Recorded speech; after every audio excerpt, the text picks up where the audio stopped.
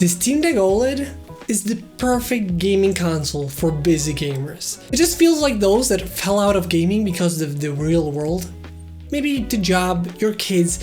We grew up and we just don't have the time that we had way back in the day, where we could just play from the morning to the end of the day and play all the games we wanted to. The world got in the way and we kind of fell out of gaming. And the Steam Deck OLED just, to me, seems like the perfect console to really fall in love with gaming once again if you're a busy gamer. And I have a question for you. If you have this Steam Deck OLED, what is your favorite game on it?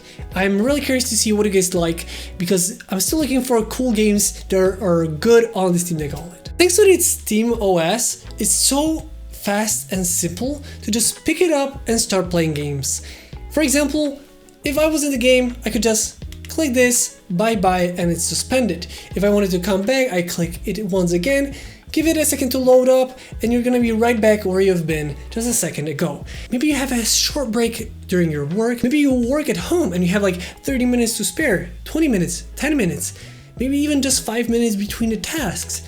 You can just start playing games and then just suspend it and stop playing games. Maybe you have kids and you find those 10-15 minutes here and there where you can just take it and play with you, but you don't want to set up everything. You don't want to wait 10 minutes for the computer or other console to load up. Well, this is once again where you can just take it with you on the sofa and relax for a bit. Once again, making this a perfect busy gamer's device. And while in 2025 it's starting to show its age, where the AAA games are starting to be either unplayable, not only because of this Steam OS, but also sometimes because of just the power that it has. But I feel like for many that want to maybe play those older games that they did way back in the day, maybe you have a backlog of games that you never really got around to playing, but you really wish you could. Or you're into indie games that don't require too much power from your system. Or even if you're into emulation of older games, the Steam Deck OLED is once again a perfect device for this. As long as the game is on the Steam Store or the Epic Store, you can pretty much seamlessly start playing on the Steam Deck OLED. Emulation takes a little bit more of your time to set up, but can be done pretty easily too. And the indie games, as long as you're in the two stores, once again, it's pretty easy. You just have to have them in your library and can play it on the system. If you have a backlog of AAA games that were a couple of years old at this point, for example from 2015, 2016, 17, 18, those games run amazingly well on the Steam Deck OLED. And if you have those more AAA games that are coming out right now, some of them may be not working as good as those older ones, but some of them could work. I feel like the Steam Deck OLED just works the best if you use it as something for not only older games, but single player games, story driven games. Those games just perform the best on it. If you're looking for games for your Steam Deck, I can highly recommend Instant Gaming. They're a partner of this channel. But before I get any games for my Steam Deck, I tend to go to Instant Gaming right away to see if maybe they have better deals.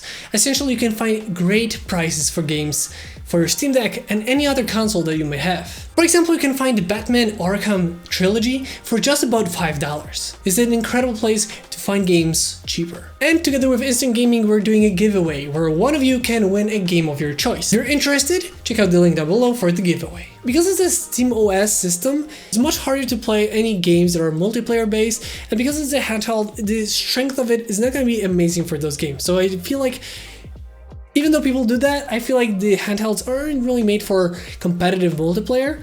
So I would say focusing on single player games, action adventure games, indie games, platformers is incredible on the Steam Deck OLED. And I feel like this is what it's built for.